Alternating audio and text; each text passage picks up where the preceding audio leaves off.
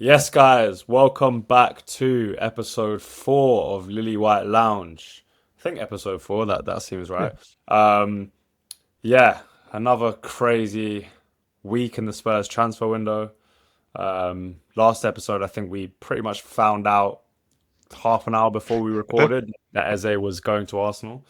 And it seems like we pick days that crazy stuff happens at Spurs for to record. Um, I'm on my sister's boyfriend's laptop, so my camera's a bit off today. Because my laptop, which is a whole nother boring story, is in the repair shop. Stupid amount of money I'm paying to get that fixed. But anyway, let me introduce my co-host. Gus is back again, all the way from New York. How you doing, Gus? I'm doing well, Kish. Better than last week, but still a little pessimistic about what's going on in the transfer window. Obviously buzzing from the result over the weekend. Really looking forward to Saturday. I think this window has been kind of distracting me from how well we've been playing and how well we look. So, yeah, I'm doing well. I'm doing well. Some personalized stress with my car breaking down, but besides that, we'll be okay. How are you doing? I'm good. I tell you what, like from all this transfer stuff, I sort of forgot that we beat City on the weekend because I even sent you the running order before we recorded, and I didn't have City on there. Obviously, it's been a few days since that happened, but that's a I've had a crazy week. We'll touch on sort of our weeks out of Spurs towards the end, um, but let's get into what everyone will be thinking about. There's been a lot of talk on Xavi Simons today, who, as most people know who follow me, has been my guy for this window, my guy I've been pushing. Always kind of thought that's never happening because he's been a star. He's been destined to be a star since he was a kid. He's been that kind of franchise-esque player from like stupidly young. Um, and so I kind of just thought it's just not a player that Spurs will kind of bid for or be involved with. Um, but it was always like, if we are on the market and we're going to spend big, he would be the guy. And today it looks like we're going for him. Obviously, massively competing with Chelsea. It's basically a us versus Chelsea um, kind of fight to get him, which is never a nice place to be. I'd never want to be going toe to toe with Never. Chelsea with transfers. Um, but yeah, Gus, tell me a bit about your thoughts on the whole saga, but mainly as well, we think of Simmons as a player. A lot of people are going to be talking about the saga, and to be honest, I don't think any of us know. I think to be honest, I would say it's a 50-50. So let's just talk about basically what you think of Xavi Simmons as a player. Well, I absolutely love Xavi Simons. I think that going into this window, he was always my dream target. I kind of compartmentalized him in a certain category that was unattainable. I put him in a bracket where I didn't think we were going to pay his transfer fee. I didn't think we were going to be able to pay his wages. But as this window developed and as our targets fell through, and we knew we had that amount of money to bid, I had a feeling that we would be in for him if Eze fell through. I thought Chelsea would move on, just with the way that it kind of dragged on for their saga. I think that they got pretty heavily linked in the middle of July, and there was a lot of Chelsea ITKs that said that personal terms were done, and they were just kind of waiting for Chelsea to make sales. And that kind of brought me back to reality for a few weeks as we were going through the Eze thing. Um, I'm over the moon. I'm over the moon if we get him. I think that he has all the tools to be the face of the franchise, the poster boy that we kind of need um, in the attacking positions. He's versatile. He can play two positions at a high level. He's had an amazing kind of 2 years in the Bundesliga. Output wise, not only is he bring flair and creativity and entertainment, but he also brings output, which I think is a very important kind of caveat to mention. I think that when we think of these big name players that maybe more casual people know by their name, um, you can kind of forget that their output is just as important as what they bring to the table. And he has both. He's an expensive transfer, but a needed one. I think that I would be over the moon with getting him. He has the physical tools, the mental tools to really kind of explode at his next club.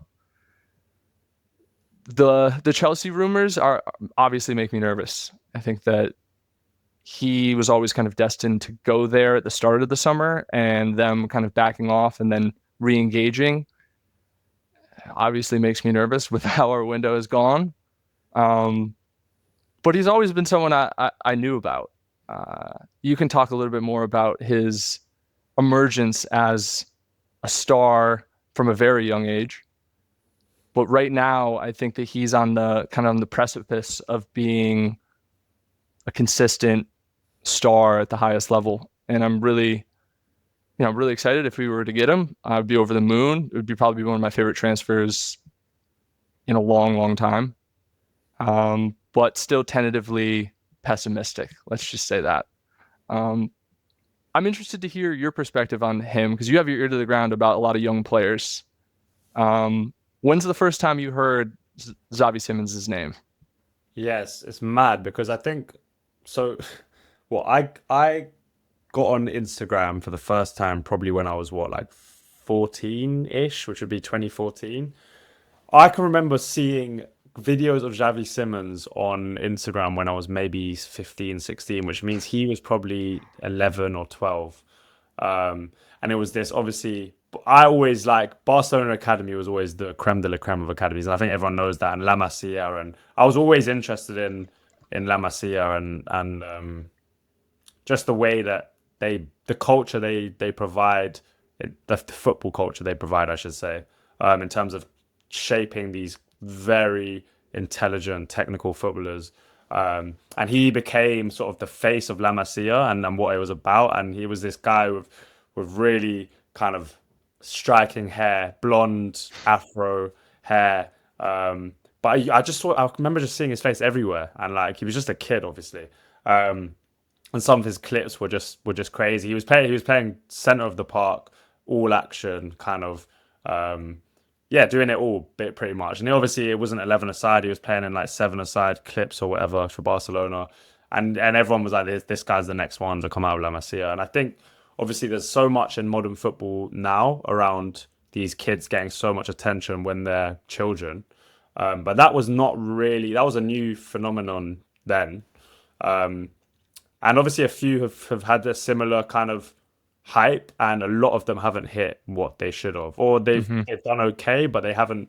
One I can think of is the Celtic guy Karamoko Dembele. He was a similar, I think, similar age and similar case to Xavi Simons. And he obviously I think he's at QPR, like he's having an okay career. But I think Xavi Simons is the one that has literally rid that hype his whole, well, childhood and then senior career, and has never really dipped. Like I think people expected him to break in quicker, but he's broken pretty naturally at natural ages. He left Barcelona for PSG, which I think Mm-hmm. people looked down upon at the time, thinking it was all about money. I didn't. From what I've read and from what I saw, I don't think that was about money. I think that was about pathway. I think when he left Barcelona, Barcelona were a bit of a mess, and I think PSG probably sold him a project about him being integrated. And at Mm-hmm. that time, I think they were really putting a lot into their academy, and that was kind of the start of all these crazy academy players that they're producing. And then realized he wasn't going to get first team minutes at PSG when he wanted them, so went on loan to PSV. PSV was perfect for him. I mean, it was like a kind of nice small step into senior football, but he was obviously too good for that league. He ripped it up under Ruud van Nistelrooy, and actually at work, my company interviewed Ruud van Nistelrooy, and he did a whole little segment on Xavi Simons. Really talked him up and just said he was just amazing. Good, great personality and whatever. And then Xavi Simons went from PSV back to PSG, I believe. Wanted first team football again. Wasn't going to get at PSG, so went out on loan to Leipzig. Um, I believe he actually joined PSV permanently, and then but it was with a buyback. PSG bought him Mm-hmm. back and then loaned him out to Leipzig. Leipzig loan ripped it up, and then Leipzig bought him permanently, and that's where he is now.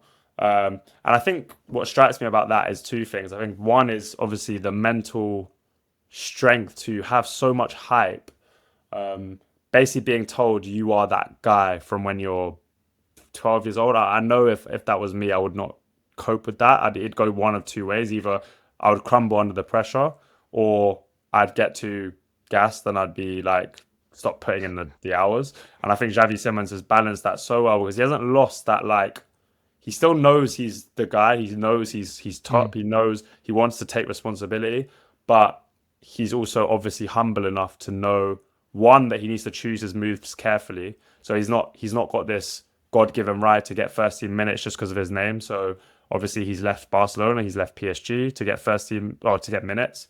So that's one thing. And second thing is that he knows he has to keep working, and he's not just guaranteed to get to the top. And I think it's a massive part, and part of the reason I like his personality so much, because I think he balances that superstar-ish arrogance with putting in the work. And I think you see him putting in the work on the pitch.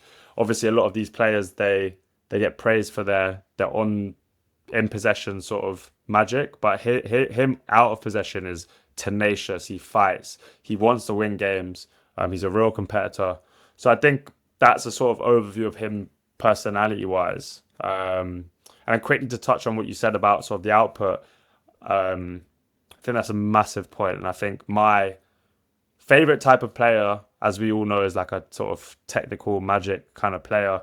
But I think what you have to now realize is the modern manager, the modern club won't compromise on you can just be magic and not provide output. I think you have to have both now, and that's the players that can provide that are the top of the top. And first person that comes to my mind, obviously Ronaldo and Messi, but the first person that comes to my mind is Neymar. Like, that's why I don't get why people don't rate Neymar, because his numbers are so crazy, but then what he could do with the football just off pure ability was, and so that combination, I think, is the top players. And I think Simons has potential to be that for sure.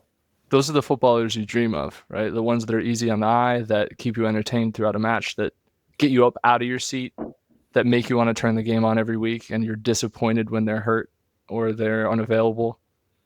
And they still entertain you, but they can win you games. And what you said there made me a little optimistic that he has moved clubs, seeking minutes, seeking first team football.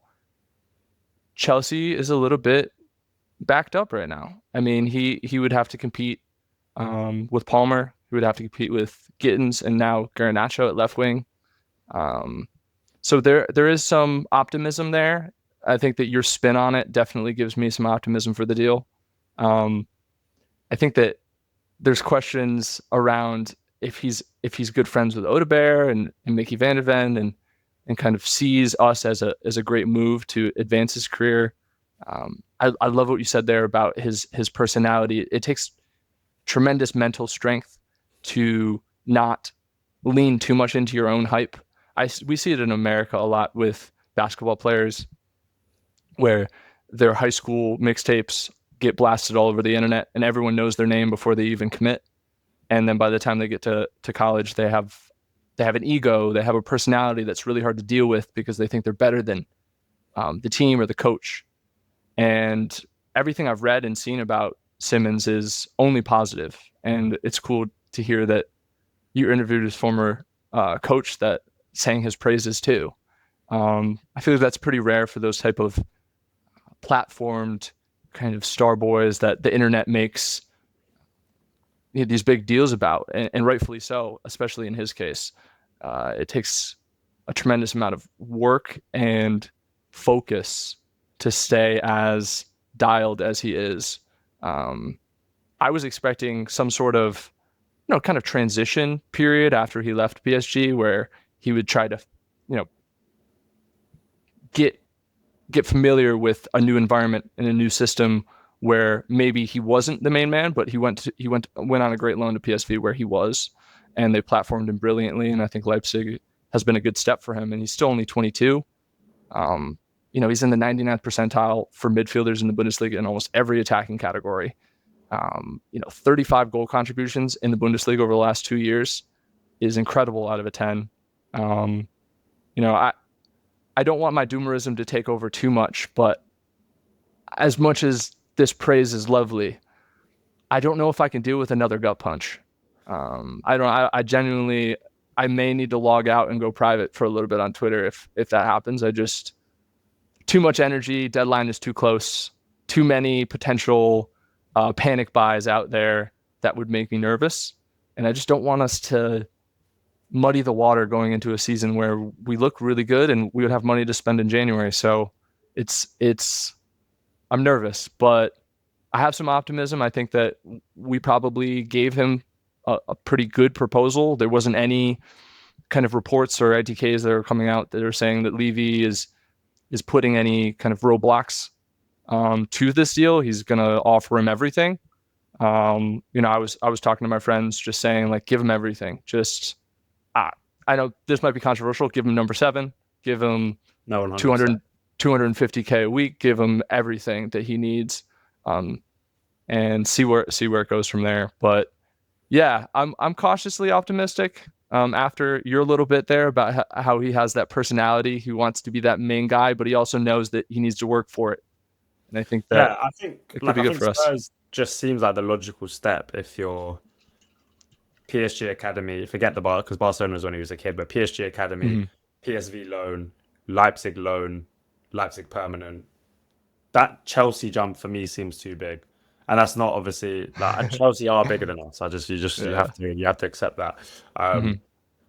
My worry is just like the agent trying to sell him that he's Chelsea level, not Spurs level, and Chelsea have Cole Palmer, of course, but they're not the Chelsea of old. They're full of sort of young, up and coming players, and I feel like he might be sold the idea that he can go in and be one of the like senior-esque figures, even though he's 22, 23. I just think he's got the experience.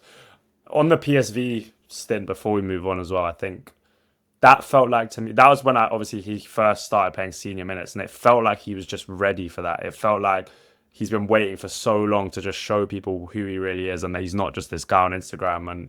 And I could see that in his game. Like he was just way more like refined than I thought he would be when he came to PSV. He was just like, all his decision making was good. He wasn't greedy. He was like very like a real team player to like set up others. And I'm just a massive fan of him. And just like quickly on his kind of attributes, I think like his ability to strike from range is top.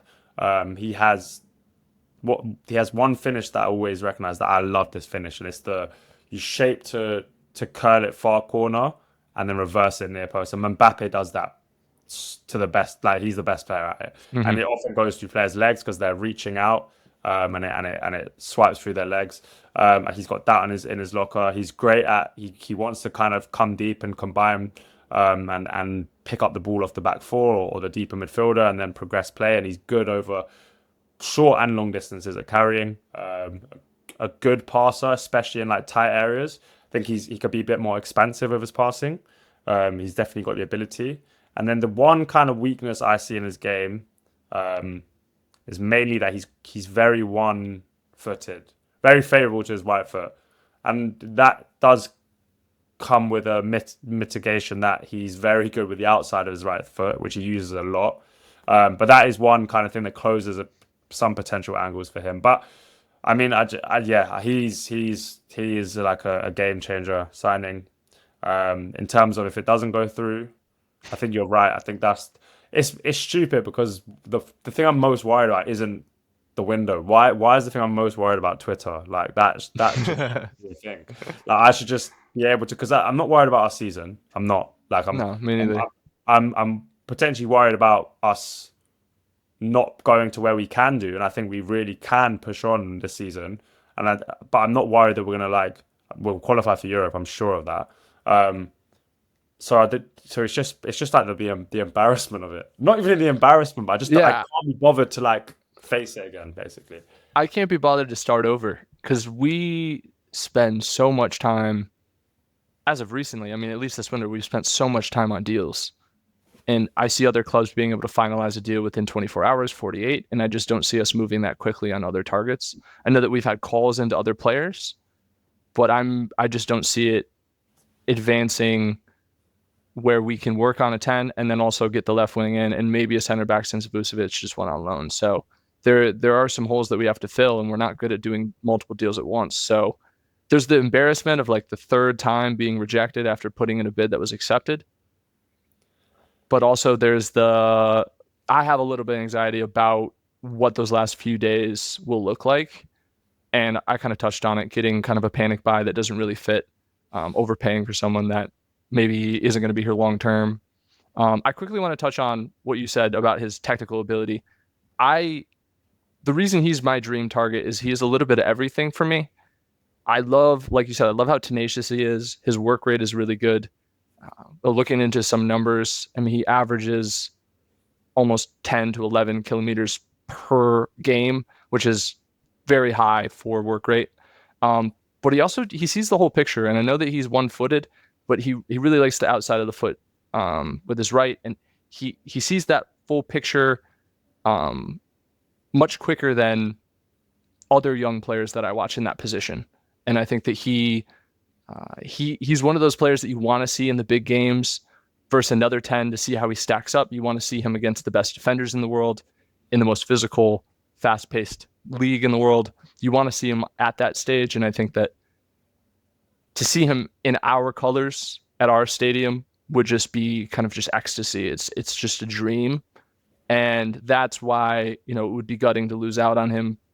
There's multiple reasons why, but I think for me, it just seems like one of those ecstasy signings that wouldn't feel real until we saw him play a few games for us. I even said I got to wait to see him hold up the shirt, but all my responses were, dude, I got to see him score. Like he's not going to feel like a signing until he is playing for us every week. So I'm not keeping my hopes up too much.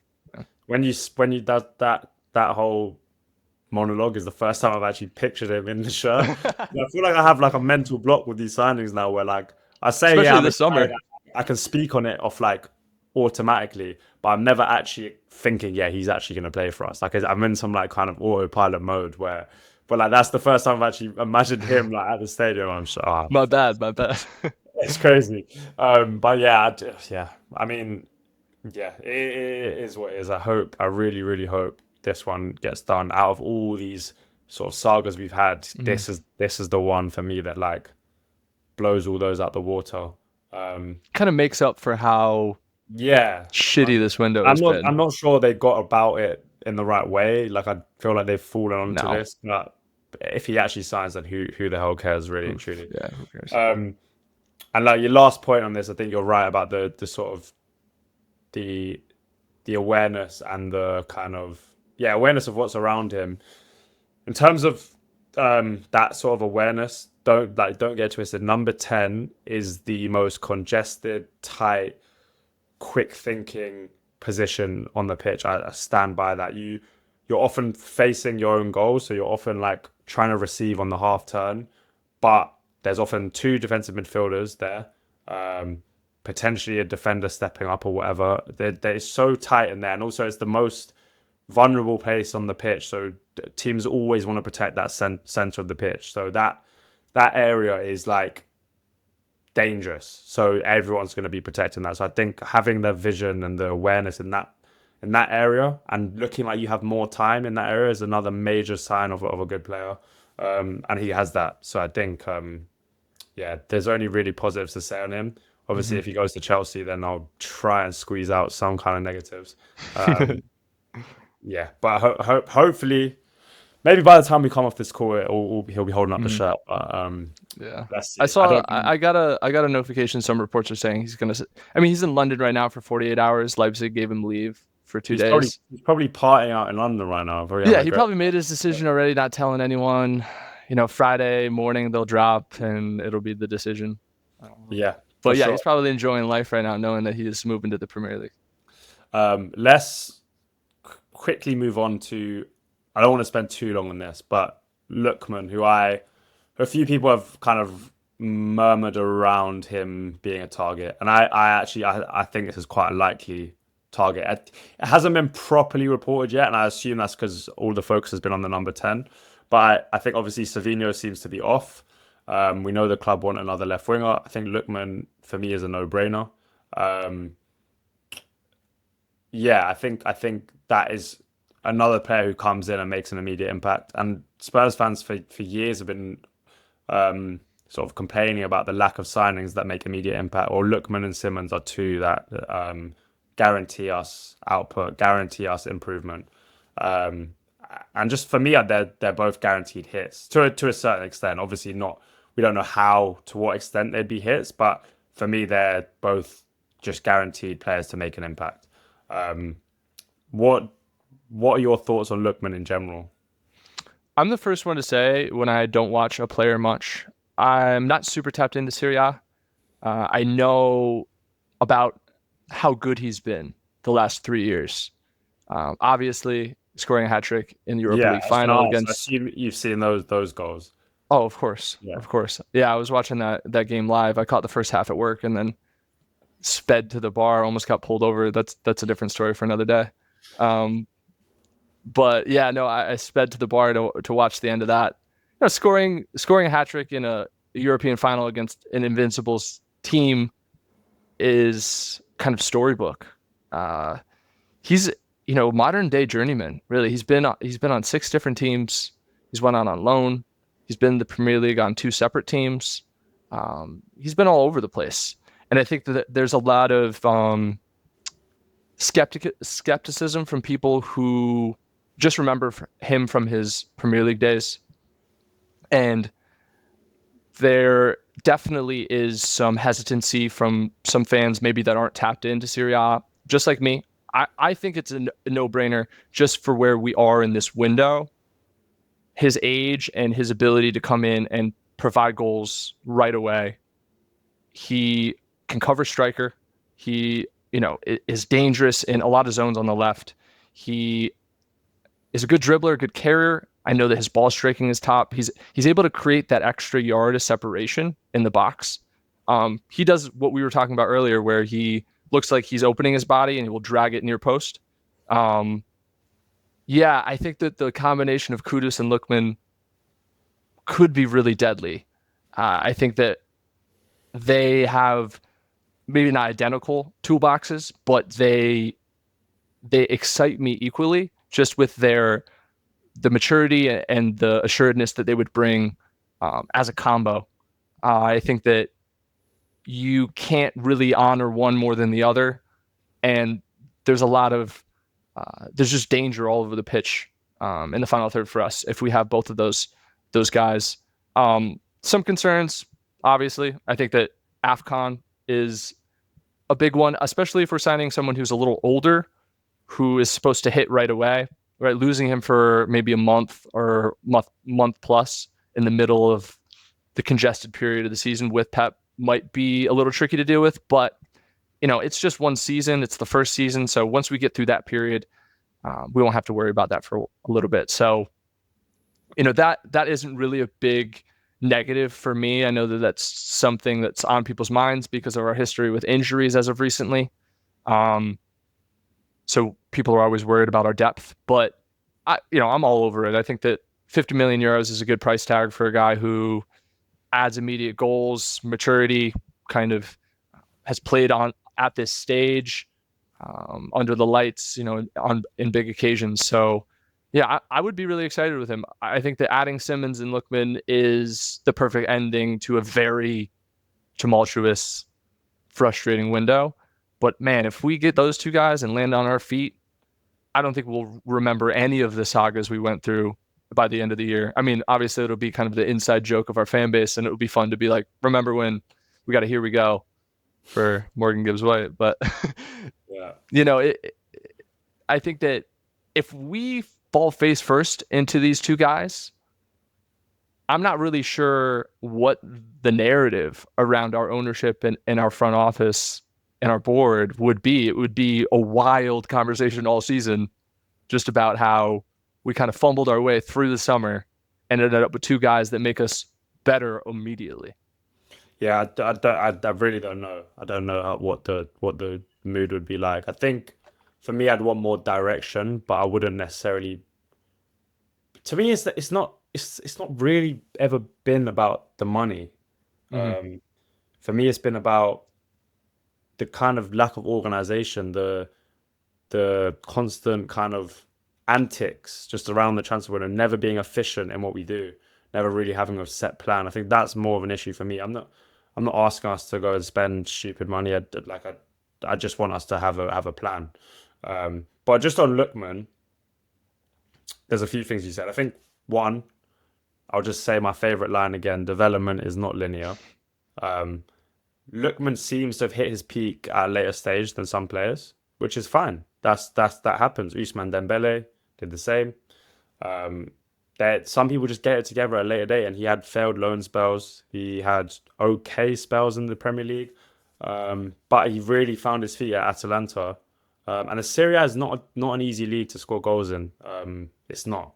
And for me, what Lookman brings is that explosivity. I think having a player who's both footed with good ball striking is a real cheat code. And I think, unfortunately, we're starting to see Saka add this to his bag, and you're seeing how effective it is because when you're one footed or when you have a kind of preference of where you how you operate, for example, Saka, people kind of constantly expect him to cut in onto his left foot and curl on. And he's obviously known that, and he's added to his game that roof of the net finish on his weaker foot. And now defenders don't know how to defend him because if they give him that space to go down the line, he's going to do it and he's going to roof one, which he did on the weekend. But if they kind of cut that off, then he's that explosive. They can cut in onto his stronger foot, and I think Lookman has that exact trait. He can do both. And he's explosive with it as well. So he can kind of fake to go one way and then suddenly drive down the line. Um, and then in terms of what you said about Kudus, I'm like a real believer that in the modern day, I really like it when you have one winger who's like a magnet to the ball, heavily involved in everything, can retain possession so well, can beat their man constantly, basically attracts players towards them constantly, and you can create like overloads, I guess, because you Hmm. get everyone around him because he's the one who's gonna. And then on the other side, you have someone who is just explosive, decisive, and makes things count. And then what you have in kind of in my head is that you bring all your players over to one side, not all your players obviously, but you bring a lot of pressure over to that side, and then you kind of do a few combinations. You're kind of playing with the ball that side, and then suddenly play it into midfield, turn out, and that player has space. They've left them kind of not unmarked, obviously, but isolated, be 1v1 or whatever. And then that player can just beat them, get a shot off. And I think that Pep's kind of talked about that. It's called like it's an overload to isolate. So like you overload one Hmm. side to isolate the other side. And I really like that winger balance. And I do think that provides it with Kudus being that ball magnet and Lookman being the kind of the one on the end of things. And that's how I kind of envisaged us playing with Tell or Johnson on that side, and they're obviously Hmm. not as decisive as someone like Lookman, and they're not as complete. But that was kind of my vision: is play a lot down the right flank, really heavily overload that side, and then when we can, we work it to the other side nice and quickly, and then they finish off a move or they get shots off or whatever. But I think that's a really nice balance. So yeah, I think that would be another top signing. I don't proper links haven't sort of happened with that, but I expect them to come. So we'll see. Um, okay, just I don't want to fully touch on Bournemouth, but I have a couple questions that I want to ask you. Okay. So I expect Bournemouth to be well. It will be a transitional game. Hmm. Iraola is king of transitions. I think his games are intense. They're often end to end. You're going to be worked. So knowing that and taking that into account, I want to get your opinion on what you think the mid. I think at the Hmm. moment my head is like the most interesting selection is the midfield. Of So course, yeah. what do you think the midfield three will be? Discounting any signings, I don't think they'd be involved even if we sign anyone. And then what would you want the midfield to be? And would it be the same basically? That is a question I actually had written down for you. I'm just kidding. I did have it written down, but I think this is a good discussion to have. I really liked our midfield last weekend. I think that these type of games are suited for physical, hardworking, cohesive unit, and I think they work really well together. I think that Frank might opt for Bentancur, Paulinho, double pivot, Bergvall 10, but I think that it's impossible to drop Pep right now. So it's a really interesting decision he's going to make. I think it will be the same as last week, and I'm happy with that. I really am. I think that my concerns about progression have kind of gone by the wayside with the way that we're working up the right hand side. Our ability to manufacture those kind of pseudo transitions, going long, winning second balls. Pep is a monster at finding that space around the striker to pick up a second ball and quickly progress to, say, Johnson. Um, I think that we're going to want our most physical midfield for this game. Um, and I'm just interested. It's a new test for us. I think the last three game states and just the settings that we've been in have been all very unique. And Frank has set us up slightly different in each. And I think Bournemouth is a new test. I don't think we'll go with anything that we've seen necessarily to a T these last three games, including the PSG game. So I'm really interested to see if it is the same lineup, which I expect the front three to be the same, how that will change in Frank's mind if we start the same lineup, but it's a different kind of situation playing Bournemouth instead of City. So I'm fascinated. Like I said earlier, this transfer window is causing me a headache, is causing me heartache, but I'm more excited for our games every weekend. I'm really looking forward to midweek starting. I'm really looking forward to just seeing us in bigger games versus our rivals. I think that we have a better platform to win and really challenge in these games. So I think whatever Frank decides, I'm pretty optimistic. That's what's so nice about having a tactically flexible coach. Even if he starts the same midfield three, I'm not as nervous as I would be, say, under Ange, where we see the same lineup and we saw what we saw last week and we kind of know their limitations and there's been no tinkers or minor tweaks that are going to improve us in a different kind of situation. So I think it'll be the same midfield three. There's a potential that we bring in Bergvall. I wouldn't mind Lucas. I think that Lucas could thrive and really carry us out of some pressure if needed. But we may, with the high press that Bournemouth play with, we may go long and try to win second balls, see how that goes, and then we may pivot from there. But I think same midfield three. What do you think? Yeah, I think it will be the same. And I'm definitely not against that. I would probably bring in Bergville for Bentancur, I would say, just to add a slight bit more. And Bentancur was actually really good at calming things down a little bit when we needed to against Man City. But I do think Bergville adds a little bit more passing range. And I think, and just a tiny bit more control, and the ability to kind of slow things down at times. And yeah, I think Bergvall adds that slight bit more control. So I would add him. I'd have Sarr doing similar kind of role to what the thing about Sarr, by the way, is like it's the ball it's those players it's like he has a magnet on him. It's like every second ball he's just nips in. And again, he did it against City, and those players are the margins that creates. Like they look like small things, but if your midfielder constantly is first to everything, think about how much control that wrestles towards you, because every little 50-50 sort of situation always leans in your favor, and I think that's just massive. And then with Paulinho, I've been seeing a lot. I think Paulinho's been excellent when he's played. Been seeing a lot of people being like, "Oh, the tacticals they got it wrong on Paulinho," um, which I disagree with, because I'm saying let's wait. The games that I talked about Paulinho being frustrating in haven't been played yet. And I think Frank knows that. I think Frank didn't play him against Burnley, and that was a great decision in my eyes. Frank played him against City. That was a great decision in my eyes. I said throughout that Paulinho is an elite ball winner. He's an elite protector.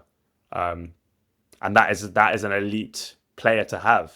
Um, Whatever way you spin it, that player will be valuable for any team in the world in certain situations. But there's certain situations where his lack of progression, for me, will hinder us. But let's see. One, let's see if he even plays in those games, which hopefully, Yeah, in my eyes, he doesn't. And same. two, let's see if how poor his progression is, because people Yeah, will disagree with me on that. But let's yeah. see. I Um, have I have to put my hand on my heart. You're much more balanced with your kind of critique and the positives of his signing. I was influenced by how our window was going. I was dooming. I wasn't doing great to add a balanced narrative to the conversation. Got in a fight with Invert the Wing. Tweeted, "Don't bring Paulini to my beautiful football club." I have to apologize.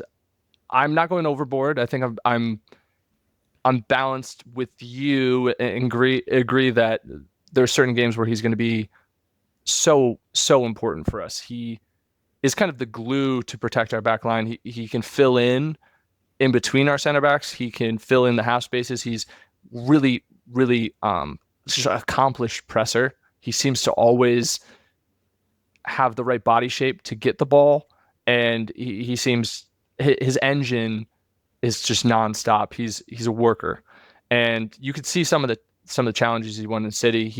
He's a much more accomplished tackler than any of our midfielders. We just don't have someone who no one wants to duel with, no one wants to run into at all, because he's just such a fridge of a person. Like you bounce right off of him.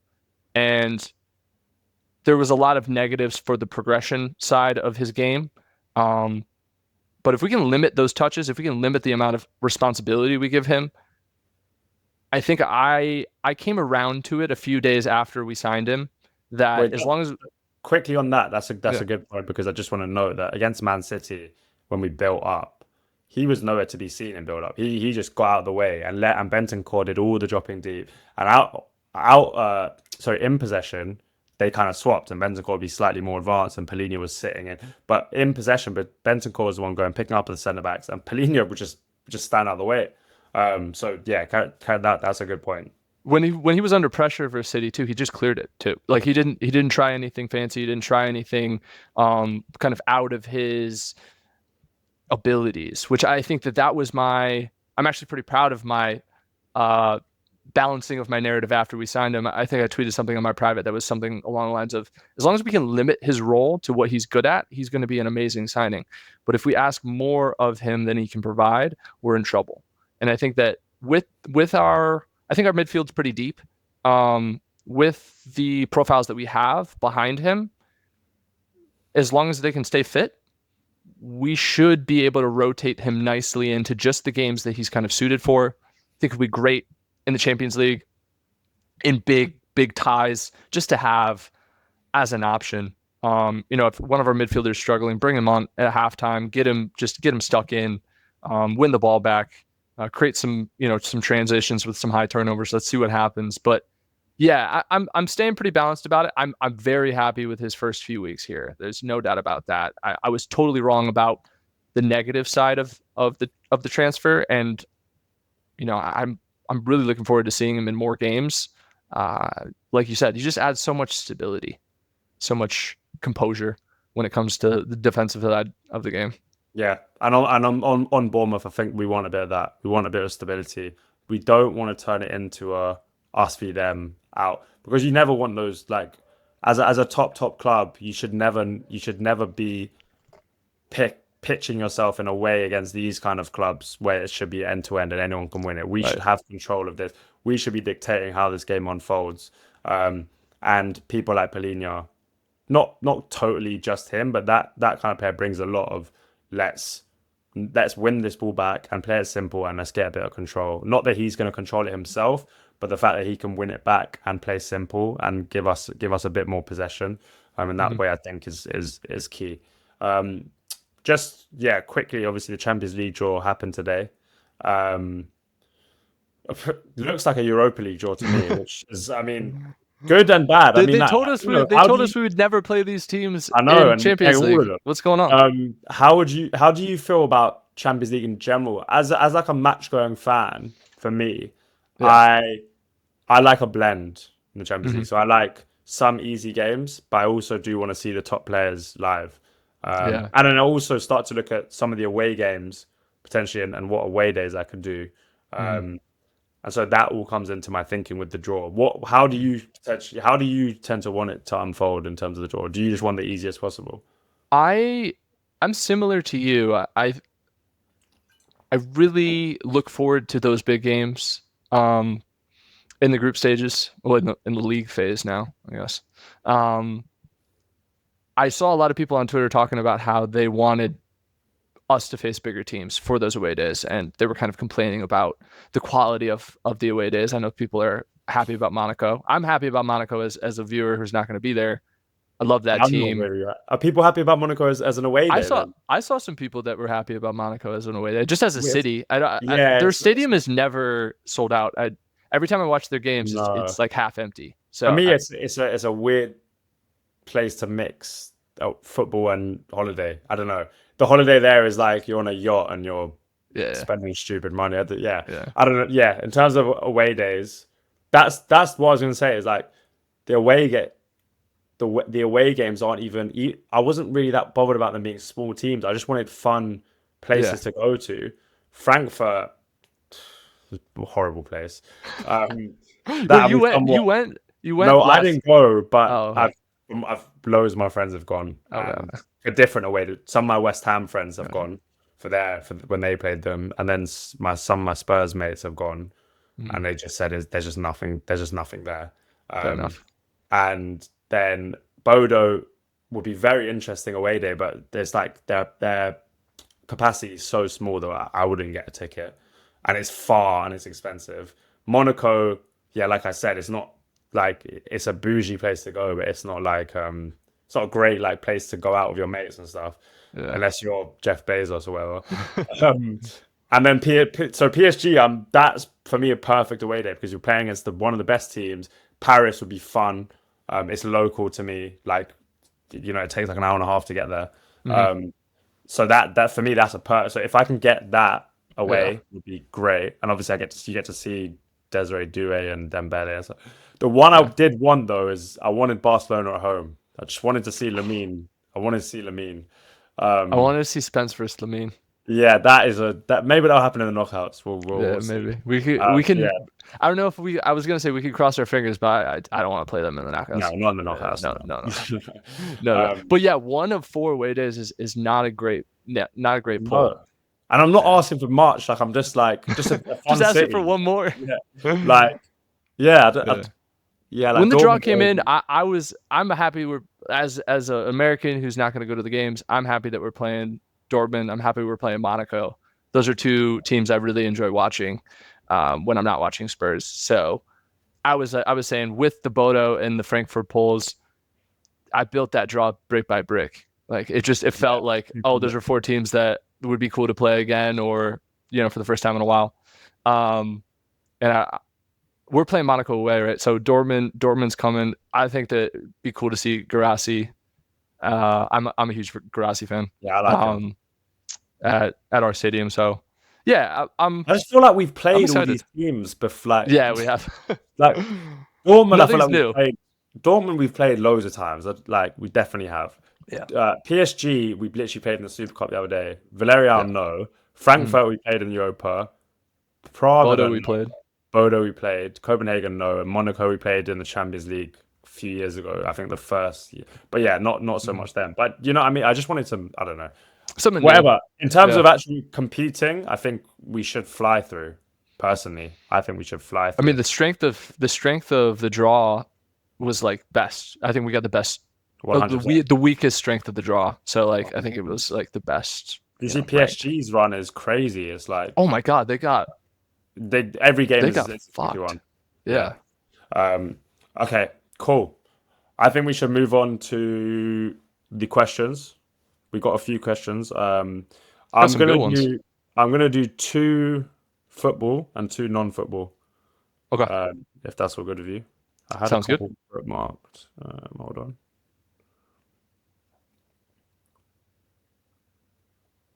Right. We've kind of touched on that one. Okay. A couple young players you guys are looking forward to watching or think will do well this season. Let me think of who I want to say.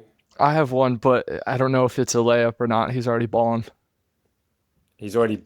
He's already balling. Like he's Oh, six. okay. He's 16. I think you probably know who I'm gonna say. I just want to make sure I get his first name right. I know his last name.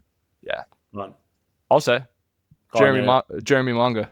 Yes. Absolute Yes. baller. I mean, I barely watched him. I'm not saying I'm the most informed person on Jeremy Manga, but from what I've seen in some of his preseason clips that Leicester account kind of propped, he looks unbelievable. I mean, the Yeah. Leicester continues to kind of produce those players that kind of come out of nowhere. This one's, I mean, 16, and he's playing. I think he might have started last Yeah, he week. started, but I think he started Yeah. the last 2 games. By the Um. way, if mhm, you do want to ask us questions each week, yeah. the X handle is at Lilywhite Lab. I forgot to say that, but yeah, carry on. I was just gonna say him. He's the first one that came to mind. Yeah, I also the other one that I've been tweeting about just because of my tribalistic hate for ESR. I'm looking out for Josh King in the Premier League this year. I think that the fact that he started Fulham's first 2 games is a good sign that Marco Silva trusts him. And I'm not sure what's happening with Pereira, but he hasn't played and he's not hurt. So I don't know if he's like on his way out or what's going on with that. But whenever I see an 18-year-old starting the first 2 Premier League games, I always keep an eye on them. So yeah, Joshua yeah, King for Fulham, I'll keep an eye on. big players. Both. I think Monga reminds me a lot of Ngamoa as well, who's obviously just scored for Liverpool, scored the winner. Those two are scarily explosive, just great to watch. Both left wingers, both English. So I mean, England are producing like crazy Stacked. amounts of talent at the moment. Yeah, it's nuts. Um, I'm gonna go for two. I'm gonna go. These are random as hell, but they're the first two that I came love to that mind. though. The first one is basically based off last night, to be honest. But Brian Gruder, who I tweeted about today, who is at Brighton, and I wanna. I'm gonna make a video about this on my personal TikTok. But Brighton first seasons you should always ignore. Yeah. Brighton, every player that's exploded at Brighton has never really done it in their first season. I'm pretty sure that's true.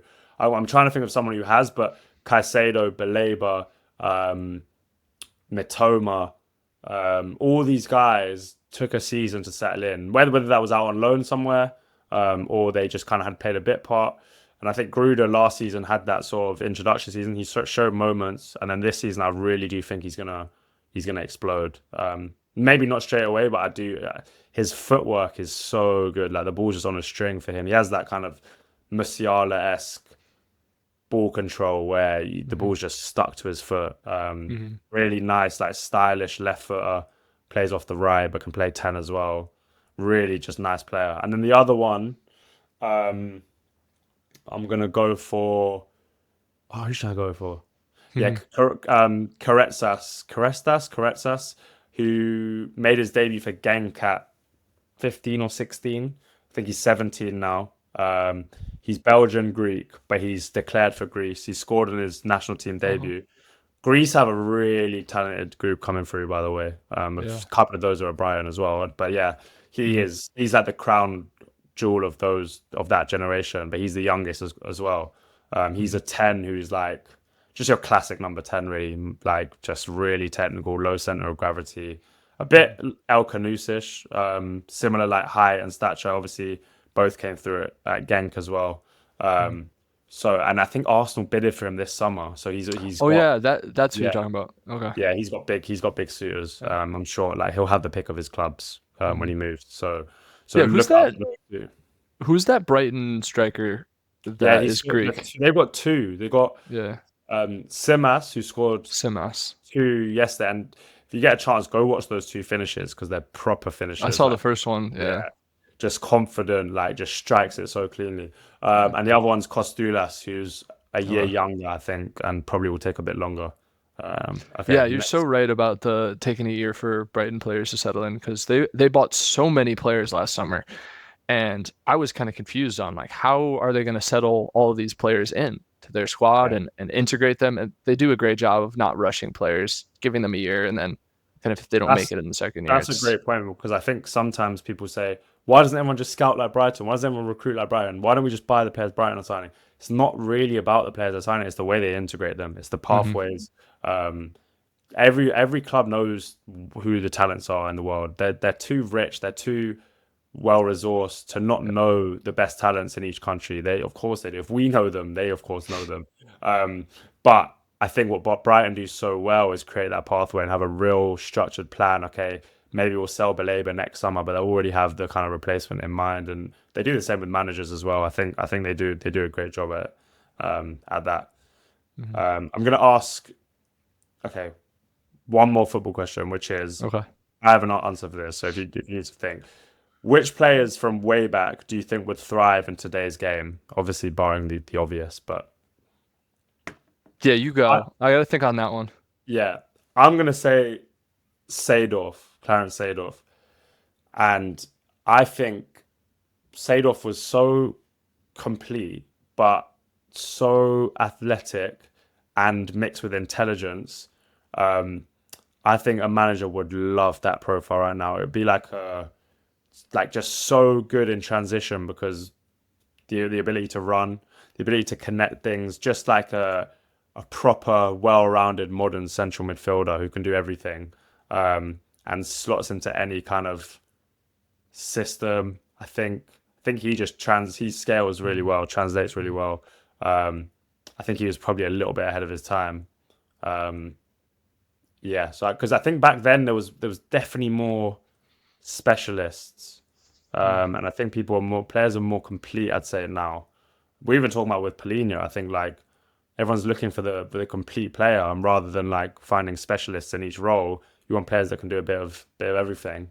Um, like a Rodri, for example. Rodri can do it all. So I think Seedorf kind of was a bit ahead of his time there. Hmm. So that's what I'd go for.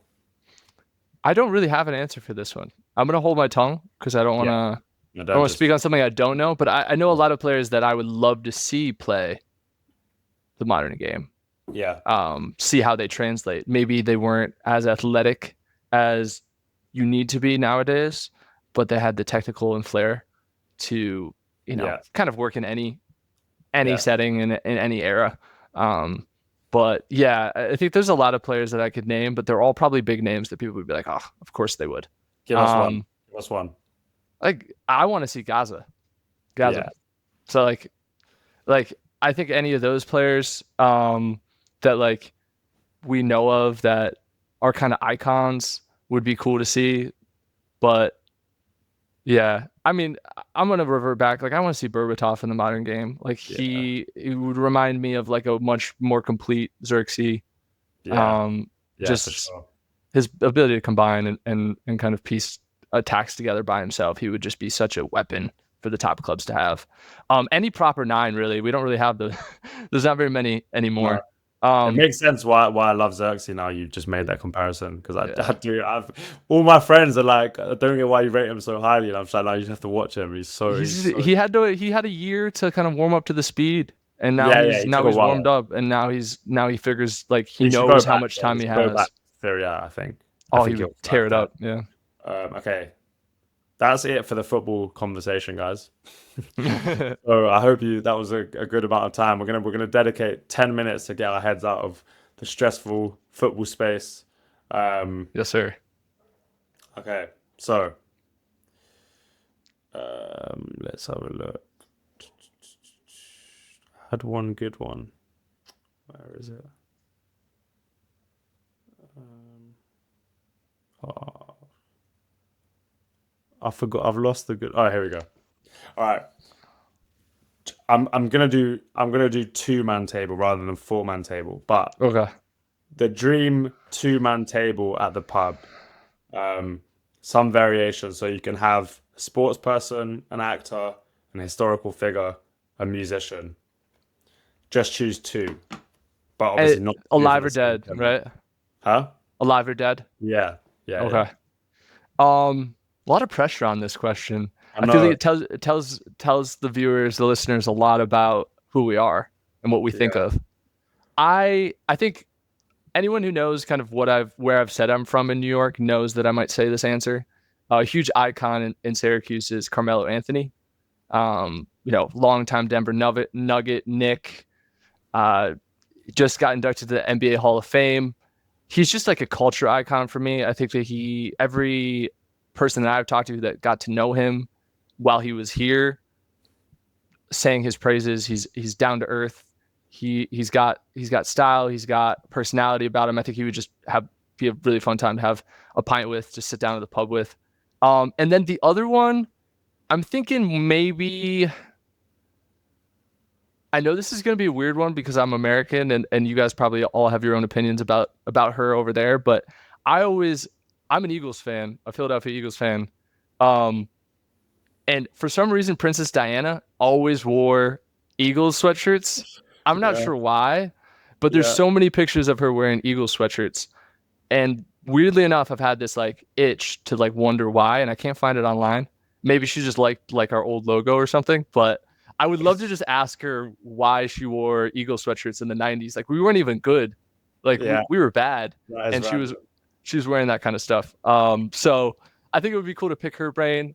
It would be a weird combo with Mello, but we can make it work. Make it work. That's good answers, man. I'm struggling, to be honest. I think I would go. Who do I love? I'm trying to think who's funny. Ooh, I didn't even think about that element. Fuck. Yeah, I don't. I probably. This is going to be such a random one, but like more random the better. No, this is not. It's not random. It's probably what people would expect. But I want to. I want to do a night out with Neymar. I think Neymar would just be such vibes on a night out. I know he parties hard. He's Brazilian. I love the sort of Brazilian culture in terms of like the carnival and stuff like that. And I know this is a pub setting, but I'm extending it. Extending it to just a night out. I just think him like he would have that. He would have like untouchable reputations, or he'd get you just the best like stuff. And then I want to get someone like who would connect it well because his English isn't probably great. I'd probably go for like who's a sick comedian. I don't. Who are your? Yeah, I don't know. I'm my favorite comedians. Yeah. I love. I don't know. This is probably going to tell a lot about like who I am outside of football. I love Bill Burr. I love Shane Gillis. But those are American guys. I like. Yes, I used to love Jim Gaffigan. Those type of people. Oh, I know who I'm taking actually. Sorry. Go ahead. What's his name? What's his actual? Michael Imperioli, who plays Christopher Moltisanti in Sopranos. He's my favorite. Oh, hell yeah. He's my favorite ever character, but also him as an actor is one so different from the character, but two just like the most socially adept person like at like speaking to people. I've seen all his interviews. Like he's really charismatic. I think he would be great. That'd be a random pub night, but those are the best. So I feel like Neymar probably knows who he is. Neymar's never seen Sopranos. He definitely knows his face. I'm sure that needs some refining. That suggestion, but that's what I'm going with. 4 would have been crazy. 4 I would have been grasping for straws. Yeah, I know. Okay, and then forget the questions. I want to know what happened with your car breaking down. Is there any interesting story to that, or anything interesting in your week? Is anything interesting in my week? I mean, my car broke down on Monday, and then I didn't have a car all week because they had to order the part. So it's a boring story. But I think the funniest part that maybe the listeners will enjoy. I was getting driven around by my mom all week, so I felt like I got like picked up from work. I got driven to work. I was just like not dealing with Ubers. My mom's retired. I'm like, hey mom, can you just drive me around this week? So I got made fun of by my friends for that she drove me. We played rec volleyball every Monday. I played volleyball in high school. So, I've always really been like, that's one of my favorite pickup sports to play. And she drove me to volleyball after work, and my friends were just like pointing and laughing at me because I'm a grown ass adult. But besides that, just work is kicking my ass in a good way. So it's boring shit for me. Interesting. Very interesting. For us, it's not that my mum driving places isn't that weird. I don't know. For other people, because I don't drive. I don't drive. Yeah, yeah. I should drive really, but London is so easy to get around in London that like It's there's no just real yeah, incentive. it's so much different here. Like it's a 20-minute drive to work for me. And there's like I could not take public transport to work if I tried. Like a bus would take probably like an hour and a half just with all the stops. Yeah, So like you drive everywhere where at least where I'm from in the States. Like if you live in a bigger city, all that transport, you can get publicly. But yeah, it in America maybe for like the late 20s when you're like, you're an adult. yeah, It's not like stigmatized. Like it's not like anyone's gonna be like, "Oh, dude, you're getting driven around by your mom." It's just more like funny because yeah. I'm usually driving around myself, and now I'm getting dropped up on my mom randomly, and she like gets out of the car and she goes like, "Hey guys." um, yeah, my week. I'm gonna partly do this as something to check out actually, Oh yeah, as let's do well, that. obviously. But I this is my favorite week, and you can only really check it out in a certain time of year, and it might be financially expensive for people who aren't in England. Um, but my favorite weekend of every year is Notting Hill Carnival, um, which is the carnival in London. I think it's like 3 or 4 million people go. It was this Um, past weekend, right? yeah, and it's on the Sunday and then the Monday. The Monday's a bank holiday, so you have it off, like, and then that's when they do it. Um, and it's just crazy, man. It's like in my world, everyone in London is there. Like everyone you've ever known from your school, from just random, you just bump into just everyone. It's just like the most social event, and then there's just like great music. It was born from like anti kind of racism around that area. There's a lot of like police violence in the area of West London, and it's a very heavily Caribbean and West African area, and they created this kind of carnival to bring everyone together, and it's gone on since, and now it's obviously, I think back then it was pretty predominantly a black event, but now it's sort of everyone goes, and there's different types of music and amazing food. Um, It looks sick. it was so good, and then like I went to like a I was there from like 12 till 1 a.m., 12 p.m. until 1 a.m. because there was after parties. Long, long days, man. Big, The big be- old the day. the best days though. That's So me I this was, week. That's me this weekend because I gotta wake up for the Bournemouth game at 10. SU football starts, which is like the college team. yeah, yeah, yeah. Um, and they're playing one of the best teams in the country, Tennessee, down in Atlanta. So I'll be up for the game, be drinking for the game. Then the SU game's at noon, so I'm going to a different bar with all my friends, and we'll be Yeah. out all day. But opening football weekend next weekend, NFL starts. So I'm buzzing. I'm buzzing. The key is make sure you eat. Like that's the Oh key. hell yeah, Yeah. hell yeah, yeah. And If you eat and mix in some water, you'll be fine. You can last. so I would say, yeah, anyone to, if you ever get a chance to be in London and you're in there around the same time, make sure you go. Um, Also, ignore what the media says about it. It's great. Like there's a lot of bad stigma around it, but it's the best thing you can do in London. So yeah, make sure you check that out. Even if you don't go, just go and look it on YouTube or whatever, because it's great fun. Um, Gus, what are you gonna get the people to check out? I tweeted about it last night. I'm almost done with season 5 of it. One of my favorite shows ever. One of my favorite movies ever. They adapted the movie to a TV show, Fargo. So Fargo is like a cult classic from the 90s about a series of killings in Minnesota. And people that aren't from the States, they listen to it and they're like, what is this? What is this silly accent? It's a Minnesotan accent. It's a riot. I absolutely love that movie in general, but they adapted it to a show, and the first 2, 3 seasons are phenomenal. But the most recent season, I'm itching to finish it tonight. I can't wait to finish it. Oh, It's John Hamm. It's Sorry, the I've seen. I think the first one, maybe the third. What's the one with Jesse Plemons in it? That's the second one. First and Okay, second one are the I've seen one best and in my two. opinion. I've seen one and two. But I'm gonna skip to five because they're Yeah. not linked, are they? No, Okay. no, no. They have some connection, but you can completely skip it. I went from season 1, season 2 to season 5, and then now I'm gonna circle back and see season 3 and 4. But if 3 seasons all being different are good enough for me to put it in my top 10, I will. I don't even need to see season 3 and season 4 to recommend it to everyone. I think it's a phenomenal show. And yeah, the cast of this new season is stacked. It's got the I don't know if she's British or Australian. The blonde girl from Ted Lasso, the younger British. one. Oh, I don't know. I don't remember her name, but she's the main I character, think. and I think. Yeah, she's. I'm pretty sure she's British. I'm pretty sure she's British.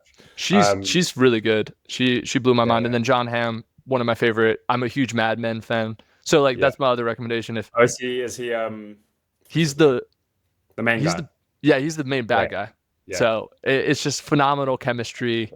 The story's just rolling. Every episode is like cliffhanger, and you're just like, how can Okay. I not watch the next I'm gonna episode? look in. Where can you watch? Are you It's on watching it on Hulu. Net? It's on Hulu. Okay, we don't have It Hulu might, over. yeah, no, it might be different in the UK, so be Yeah. careful. Just look it up on Google. Yeah. Um. Okay. Well, that's another great episode. Please, everyone who's enjoyed that, please do all the following, subscribe to the YouTube, please, because we're aiming for 5K subscribers before the end of August, which is in 3 days' time. We're not far. I think we're maybe 25 out, something like that. So close. That might be an overstatement. I don't know. Review the podcast as well, please, on Spotify and Apple and whatever. Follow Gus as well. His socials will be in the description. And follow Lilywhite Lab as well for all the kind of updates around this podcast, but also my other videos. Hopefully tomorrow we get a bomber for hopefully Xavi Simons or just someone, please. Anyone. Anyone. And then yeah, big game again against Bournemouth. I'll be Looking going forward to it. to see a lot of you guys there. And yeah, Gus, thanks for coming on. Quickly actually, I'm on holiday next week in Sicily. In Sicily. Yeah, I should have mentioned that. Enjoy, Yeah. brother. Enjoy. With my friends. So I won't be recording a podcast next week, but we'll be back the following week. So yeah, you guys get a break from listening to us. Yeah. But yeah, Gus, thanks for coming on. And It's always a pleasure. It's always a pleasure. Come on, you Spurs. Let's get these 3 points this weekend and finish this window finally.